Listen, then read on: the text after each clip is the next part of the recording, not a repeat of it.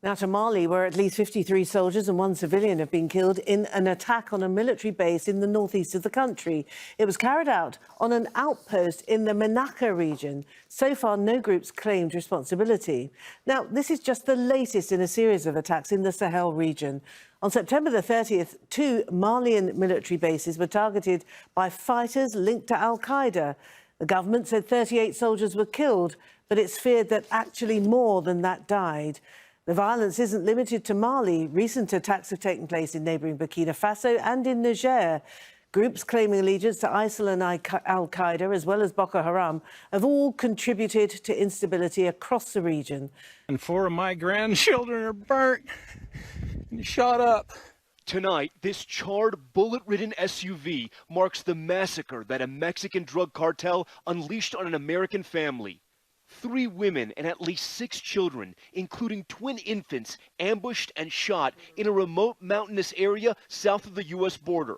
These images show some of the survivors, including at least 5 children who were flown by helicopter to be treated for gunshot wounds in Tucson, Arizona. They somehow escaped the slaughter. The oldest, who was 13, I believe, he hid them all under a bush on the side of the road, told him to stay, and he ran. The victims, all part of a fundamentalist Mormon group that lived in the border region for decades. Victims' relatives say the group was traveling by caravan, picking up family members, preparing for an upcoming wedding. They were traveling in 3 separate SUVs, deep in narco territory and amid an ongoing cartel war. Mexican officials think the women's SUVs may have been mistaken by rival drug gangs. Relatives say at one point one of the mothers got out of her vehicle with her hands up to show they were families. The gunman shot her point blank in the chest. In May last year, Mukhtar Akhtar gave birth to a boy. She felt there was much to celebrate and planned a family gathering, but her own father wasn't there. He had been picked up by police 3 days earlier. She found his body in a morgue at a medical college in Dhaka. He'd been repeatedly shot. Police say he was killed in a shootout with them. I didn't get to see him for the last time, but he wanted to talk to me. Fate did not allow that. We brought the body home after the police post-mortem right before the evening prayers. There are many similar cases, reports of people being forcibly disappeared by security forces and then found dead. Killed in gunfights, according to police. This video is of Mansoor Sheikh, a small-time drug dealer, when he was out in bail. This woman, who asks not to be identified, tells us what she knows. When he was detained previously, he was shot in the leg twice by the police in custody. He was supposed to appear before the court on August 23rd last year, and he was on his way to the court, but the police informed us that he was killed in an encounter later that day. New Delhi and the surrounding area saw record-breaking air pollution over the weekend. The city's government has declared a public health emergency and imposed restrictions on the use of vehicles. Until November 15th, cars with odd numbers on their tags drive one day and cars with even numbers the next day. People who tried to drive into Delhi on Monday with registration tags ending in an odd number were stopped. Flights have been delayed or cancelled at Delhi's Indira Gandhi International Airport, and authorities have also shut area schools and ordered all construction work to stop in an effort to slash pollution. The International Criminal Court has sentenced former DRC rebel chief Bosco Ntaganda to 30 years in prison. He was convicted earlier this year for war crimes, sexual slavery and using child soldiers. Now Ntaganda, also known as the Terminator, is the first person to be convicted for sexual slavery by the ICC. It's reported that his sentence was the highest ever penalty handed down. Now, India's top court has ruled that a disputed religious site be given to Hindus for the construction of a temple. The piece of land in the state of Uttar Pradesh is claimed by both Hindus and Muslims. Now, in its ruling, the Supreme Court said Muslims should be given 2 hectares of land for a mosque at a different location. India's government will set up a trust to manage the site and oversee the building of the Hindu temple. Now, dispute over just who owns the land has been one of India's most contentious issues. Hindu hardliners destroyed a 16th century mosque there in 1992, sparking riots that killed at least 2,000 people. The court added the right to build a temple on the land will be subject to peace, harmony, law and order. Over 20 people have died after Cyclone Bulbul smashed into India's west coast and Bangladesh. At least 5 people are still missing, and more than 2 million people have been evacuated. Cyclone Bulbul was carrying winds of up to 120 kilometers per hour when it made landfall late Saturday. It destroyed some 6,000 homes, mostly built from mud and tin in Bangladesh. And the storm forced airports and ports to shut down in both India and Bangladesh. And today, a boat will sail to St. Martin's Island off Bangladesh, where over 1,000 tourists have been stranded for days after boat services were cancelled. It's the kind of moment that could prove pivotal for the protest movement, one way or another.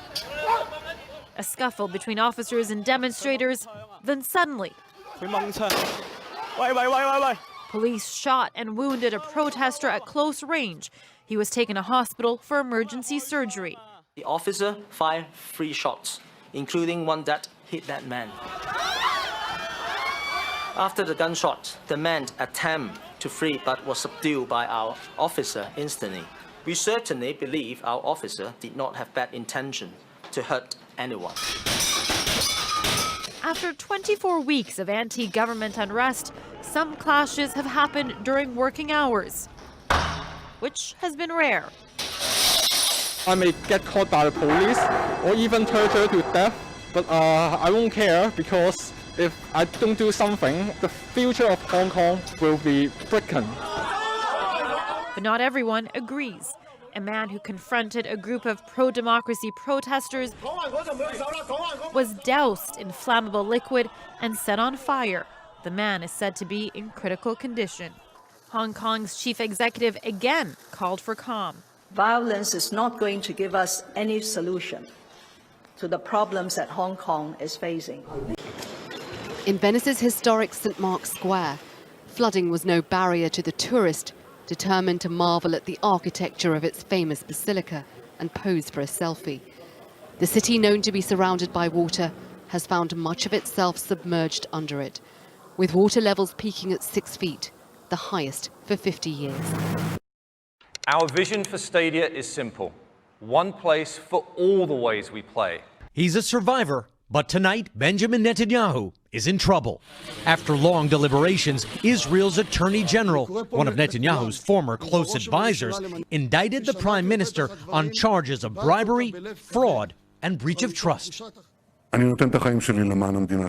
Netanyahu called it a political coup. He's also called it a witch hunt. The charge sheet says differently. Netanyahu is accused of doling out favors to media tycoons in exchange for flattering news coverage and hundreds of thousands of dollars in gifts. Netanyahu is down, but not out. Politics are in turmoil in Israel. 2 elections and 3 attempts to form a coalition have failed to produce a new government for a year. President Trump, a big supporter, has been trying to help the Israeli leader, changing 4 decades of American policy, legitimizing Jewish settlements, a step Netanyahu has been calling for. He's hoping voters in Israel will reward him for his close relations with the President of the United States.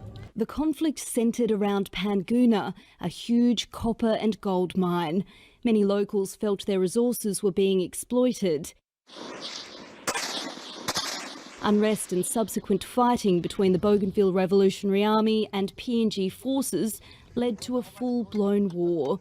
An estimated 20,000 people were killed. It's quite catastrophic because we've crippled a nation. I mean, a province was shut down for 10 years for the wrong reasons. It's going to take a generational time to create the healing. As part of a peace agreement, Bougainvilleans were promised the opportunity to vote for independence or for greater autonomy from PNG. 20 years later, they're getting that chance. We are preparing for the referendum, and that's why we are holding hands. Polls will stay open for a fortnight to ensure those in remote villages have a say, with the result expected in December.